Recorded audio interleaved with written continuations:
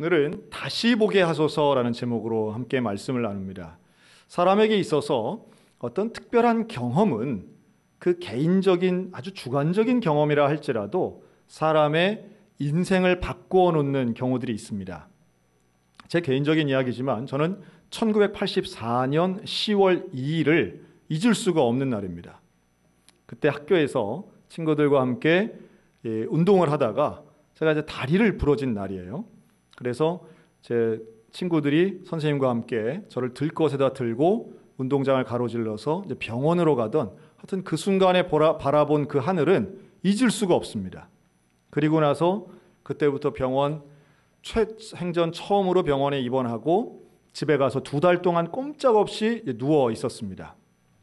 그 2달의 시간은 저에게는 마치 멈춰져 있는 시간 같이 느껴졌습니다. 뭐 지금처럼 인터넷이나 컴퓨터나 이런 것들도 하나도 없던 시절이죠. 그리고 저희 집엔 텔레비전도 없었습니다. 하루 종일 할 게 없는 거예요. 가만히 누워서 가족들도 다 일하러 나가고 저 혼자 집에 있어야 되는데 그러다 보니 화장실도 갈 수가 없으니까 용변을 위한 통도 갖다 놓고 뭐 음식도 옆에 갖다 놓고 뭐 그러고선 하루 종일 있는 그 기간이 저에게는 마치 친구들은 다 학교도 가고 뭐 공부도 하고 뭐 그런데 저는 혼자 막 뒤로 뭔가 인생이 나락으로 혹은 저만 뒤처지는 것 같은 이제 그런 느낌들이 있었던 것이죠. 원했던 것은 아니지만 내가 계획한 거 아니지만 그렇게 내 인생이 좀 답답함 가운데 멈춰지는 경험들이 있을 수 있다라고 하는 겁니다. 지금 대한민국 사회도 좀 비슷하죠. 대한민국 사회도 지금 멈춰져 있는 거 아니겠습니까? 팬데믹을 선포했습니다. WHO에서. 팬데믹이라고 하는 것은 팬은 데믹이 사람을 의미하고요. 그리스어로 이 팬은 어울린다. 이래서 그 모든 사람에게 지금 영향을 미치는 감염증의 현상이 전 세계적인 현상이 되어서 모든 나라들이 경각심을 가지고 적극적으로 대처해야 되는 수준이다라는 선포가 바로 팬데믹입니다. 중국에서부터 시작된 이 코로나19가 지금 전 세계를 뒤덮고 뭐 우리나라도 예외가 아니죠. 우리나라도 지금 심각한 정도가 뭐 이미 우리 예상을 다 뛰어넘었습니다. 예를 들면 지금 김포공항, 제주공항은 개항일에 최초로 어제 기준 국제선 비행기가 단 한 대도 뜨거나 내리지 않았습니다. 단 한 대도. 국제선을 의미하는 겁니다. 국내선은 다니는데 이게 뭘 의미하냐 하면 저도 이번에 처음으로 한 단어예요. 차를 세우는 곳을 우리가 주차장이라고 합니다. 비행기 세우는 곳을 주기장이라고 하더라고요. 그런데 하늘에 떠 있어야 할 비행기가 외국 공항에 있어야 할 그 비행기가 전부 다 지금 공항에 있으니까 주기장이 모자라서 비행기를 세울 데가 없답니다. 그럼 이게 뭘 의미할까요? 거기에 종사하시는 분들, 관광업계 다 서 있습니다. 지난 2주간 저는 우리 목사님들, 전사님들과 함께 점심때마다 우리 교인들이 운영하시는 식당에 가서 식사를 했습니다. 그 바쁜 점심시간에 갔는데 손님은 우리들밖에 없었습니다. 멈춰 서 있는 거죠. 도로에 다니시는 그 먹자골목에 다니는 사람이 없는 거예요. 그러면 비단 식당만 안 되겠습니까? 식자재를 공급하고 납품하시는 분들은 어떻게 될까요? 일하시는 분들, 알바하셨던 분들 다 떠나가고 없습니다. 이러면 우리 마음에 공포가 오는 거예요. 야, 이러다가 이거 망하겠구나. 야, 이거 정말 끝나겠구나. 뉴스에서 연일 나오는 것들이 그런 내용들이죠. 대구 경북은 더 심각합니다. 아이들이 집에 있습니다. 학교가 섰습니다. 학교가 서고 공장이 서고 그리고 바쁜 건 오로지 줄 서 있는 약국이랑 병원도 사실은 가보면 사람 별로 없습니다. 병원이 바쁠 것 같지만 병원에는 일체의 방문객들을 다 막고 있기 때문에 종합병원에 가면 저는 최근에 장례 때문에 갔던 강대병원, 한림성심병원 가면 와, 제가 온 4년 중에 가장 한산하고 병원에 사람이 없더라고요. 멈춰 있는 상태인 것 같죠. 우리가 계획했던 일 아니지만 원치 않았던 일이지만 상상도 못한 일이지만 모두가 멈춰 있는 것 같습니다. 오늘 읽은 본문에는 바로 그 멈춘 시간이 나옵니다. 청년 사울이 나오지요. 이 사울은 사람들을 죽이기 위해서 9장 1절에 오면 그가 살기가 등등했다고 그랬어요. 사람 죽이기 위해서 공문서를 받고 회당에서 다메섹 도시로 출발했습니다. 그가 죽이려고 하는 사람들은 그리스도인들이었습니다. 초기 기독교인들, 초기 초대교회 사람들을 붙잡아서 죽이려고 한 거예요. 이미 그는 스데반 집사를 돌로 쳐 죽인 경력도 있는 사람입니다.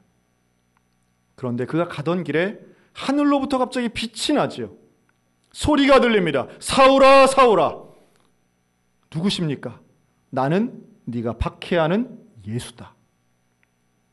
모두가 그 음성은 들었지만 빛을 본 사람 사도 바울 뿐이었습니다. 이 사울은 그 순간부터 앞을 볼 수 없었습니다. 자, 갑자기 앞을 못 보게 되는 거예요. 눈앞이 어두워집니다. 지금까지는 사람들을 이끌고 갔던 사울이에요.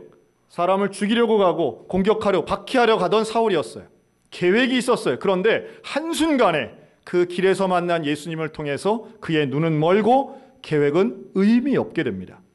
사람들을 이끌던 사람이 이제 남의 손에 붙잡혀서 끌려가는 신세가 됐습니다. 그리고 끌려가서 그는 3일 동안 먹지도 못하고 마시지도 못하고 아무것도 보지 못하는 시간, 멈춤의 시간 3일을 지냅니다.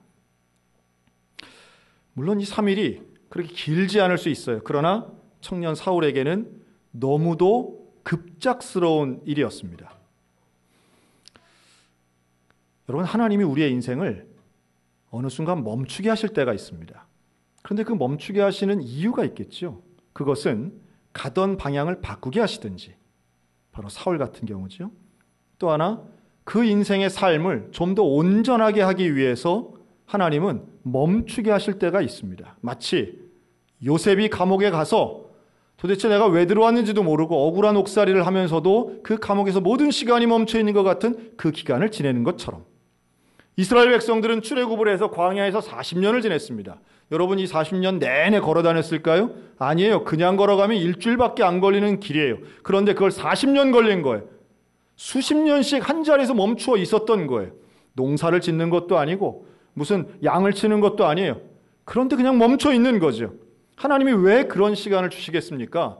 그 시간 동안 하나님은 계명을 주시고 세례를 주시고 할례를 주셔서 가나안 땅에 들어갈 준비를 하고 있었던 거죠. 좀 더 온전한 삶을 위해서 하나님은 때로는 멈춤의 시간을 주시더라는 거예요.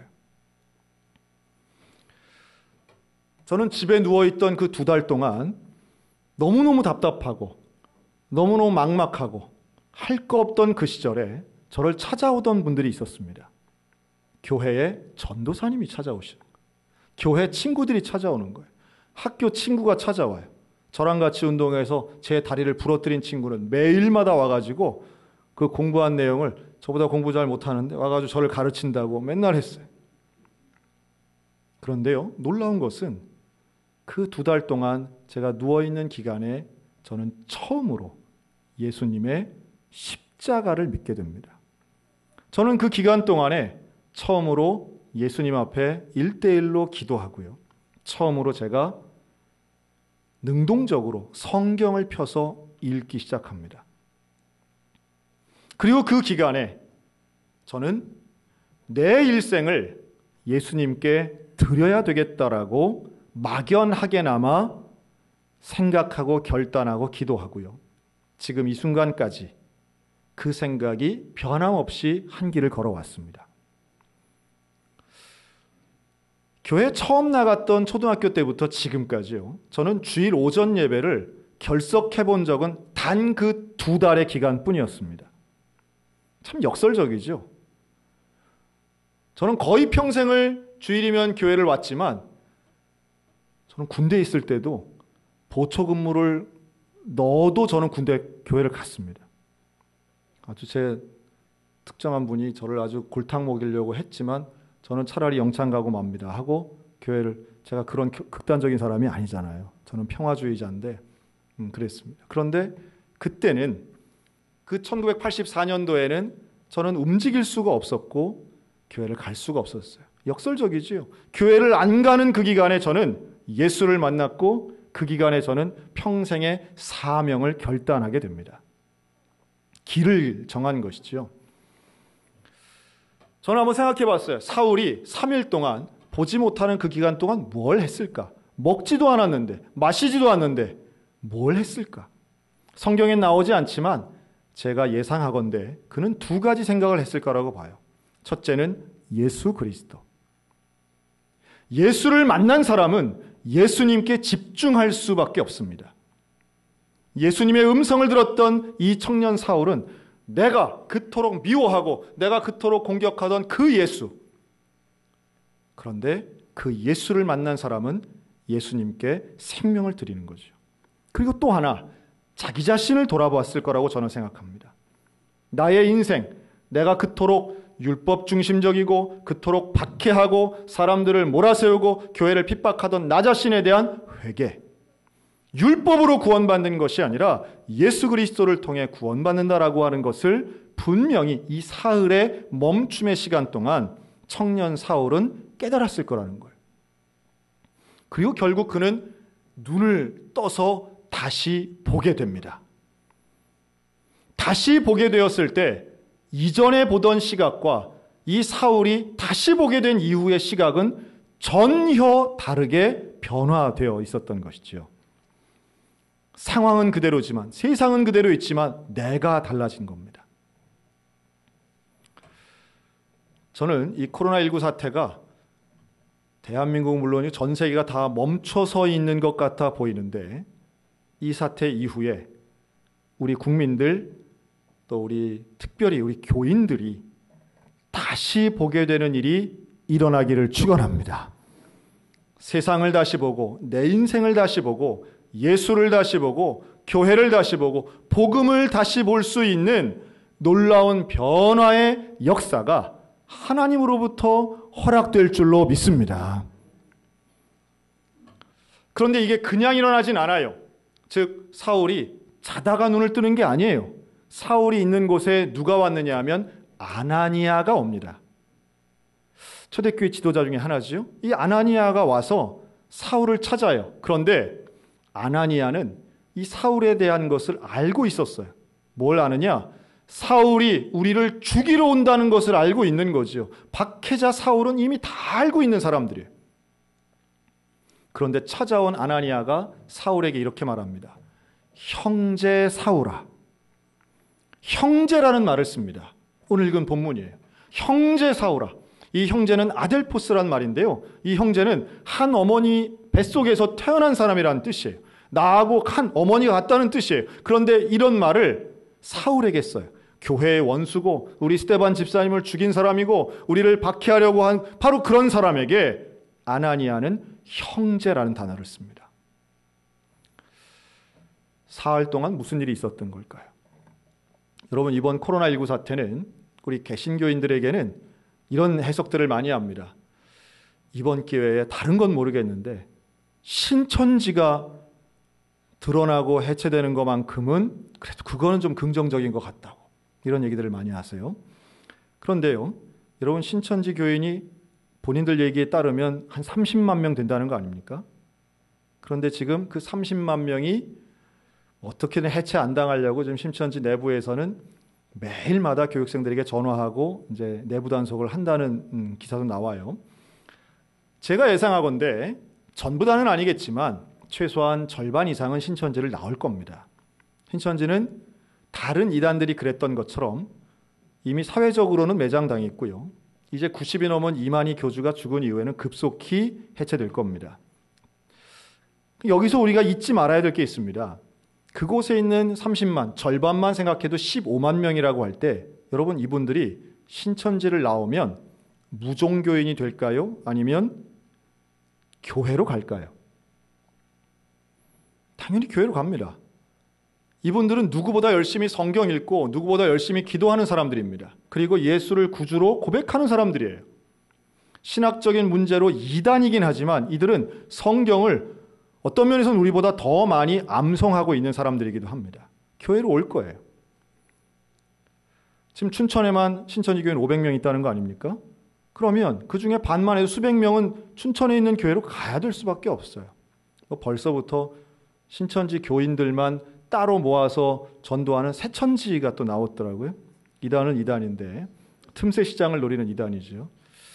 하지만 우리 입장에서는 바로 이러한 우리 가운데 올 수밖에 없는 신천지 출신의 사람들을 생각 안 할 수가 없습니다.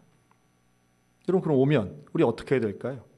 그냥 마지막 한 사람까지 발본색원하여 씨를 말리는 심정으로 사탄아 물러가라 해야 될까요? 아니면 바로 오늘 아나니아와 같이 모두가 의심하고 모두가 미워하고 모두가 인정 못하지만 아나니아만큼은 형제 사울아 라고 하는 마음으로 그를 인정하고 받아들여줬다라고 하는 거 여러분, 우리가 잊으면 안 됩니다. 우리가 교회 안에서 전염병에 대한 것을 잘못 생각하면 이게 혐오로 넘어가고 사람들과 전 참 싫은 말 중에 하나가 사회적 거리두기라는 말이에요. 여러분, 우리가 거리를 둬야 되는 상황이 된 거예요. 사람과 사람 사이에 거리가 생겨요. 교회와 세상 가운데 거리가 생기고, 그러면 우리 하나님과의 거리도 막 생기는 거 아니겠습니까? 지금 위생이 모든 걸 다 덮고 있긴 하지만 우리가 근본적으로 정말 가장 중요한 하나님과 나 사이의 그 복음의 끈, 예수 그리스도를 향한 우리의 시각, 이거 놓치면 안 된다는 말씀이에요. 결국은 올 수밖에 없는 구신천지 교인들, 우리는 과거에는 신천지 아웃을 외쳤지만 아웃된 신천지의 사람들은 우리가 결국은 품어야 되는 거 아니겠습니까? 중세의 교회들은 전염병 걸린 사람들을 적극적으로 끌어안았습니다. 또한 우리 그리스도인들은, 기독교인들은 아픈 사람, 소외된 사람, 혐오받는 사람들 편에 선 것이 우리 기독교의 역사입니다. 내가 혐오받지 않으려고 사람들을 멀리하고 거리두고 피하는 것만이 능사가 아니라는 말씀이죠. 사울에게 있어서 아나니아의 존재는 유일하면서도 온전한, 나를 지원하고 나를 응원하고 나를 이끌어주는 사람이었다라고 하는 거죠. 오늘 한국교회가, 우리 소양교회가 이 대한민국 사회, 멈춰져 있는 이 대한민국 사회에 아나니아와 같은 사명이 있는 줄로 믿습니다. 우리가 먼저 기도하고 우리가 먼저 베풀고 우리가 먼저 손을 내밀어서 위로하고 함께하고 그리고 회복하는 데 힘을 보태야 된다라고 하는 거예요. 지금 우리 국내 사망자만 75명입니다. 여러분, 그분들이 지금 장례를 어떻게 하고 있겠어요? 장례도 제대로 못합니다. 조문을 누가 와요? 대구 경북에 계신 분들 하나같이 지금 장례식 같은, 초상집 같은 분위기. 그런 가운데에서도 오늘도 주의를 또한 드리고 예수님 앞에 예배드리고 있는 대구 경북에 있는 많은 교회들, 그 교인들 생각하면, 그 주민들 생각하고 시민들을 생각하면 하나님 빨리 하나님 회복시켜 주시옵소서. 여러분, 아나니아가 사울을 찾아갈 때 그냥 찾아가지 않아요. 가서 안수기도 합니다. 안수기도 해요. 그랬더니 눈에서 비늘이 같은 게 떨어져요. 실제로 육체적인 변화가 일어나는 거죠. 기적이 일어납니다.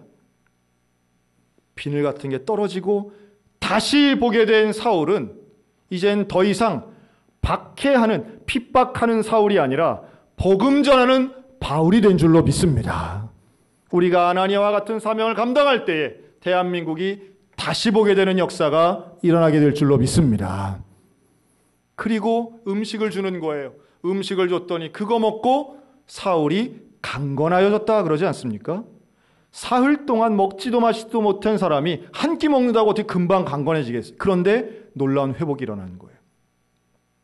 하나님이 허락하신다면 멈춤의 기간이 아무리 길어도 회복은 일순간에 일어날 수 있는 줄로 믿습니다.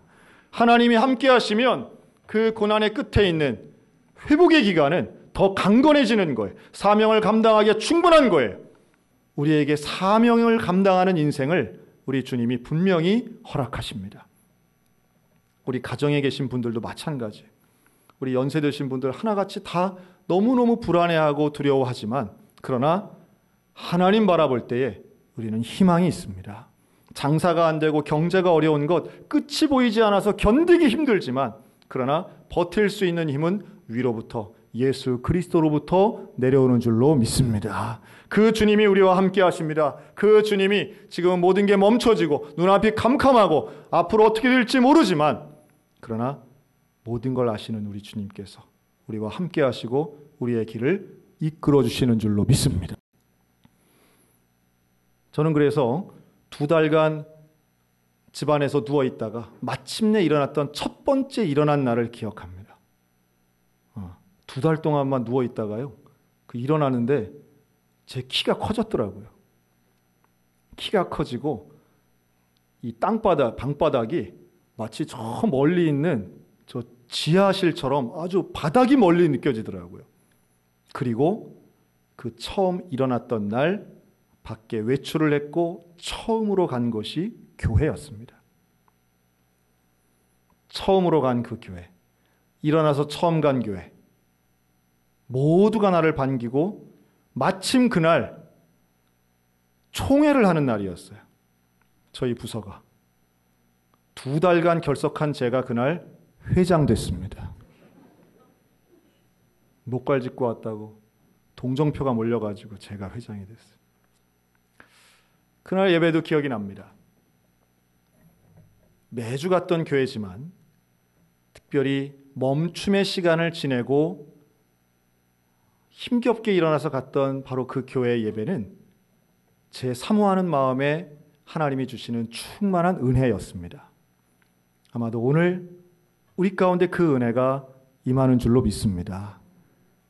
우리의 일상이 얼마나 소중하고 하나님이 내게 주신 사명이 얼마나 소중한 것인가. 여러분, 멈춤의 시간을 통해 다시 한번 깨닫고 이제는 다시 눈을 떠서 다시 볼 때는 그 보는 것들이 새로워지고 하나님의 은혜를 곳곳에서 누릴 수 있고 발견할 수 있는 믿음의 성도 사도 바울과 같은 하나님의 사람, 아나니아와 같은 사명의 사람, 예수만 바라보는 우리 소망의 소양교회 성도들 다 되시기를 우리 주님의 이름으로 축원합니다. 아멘.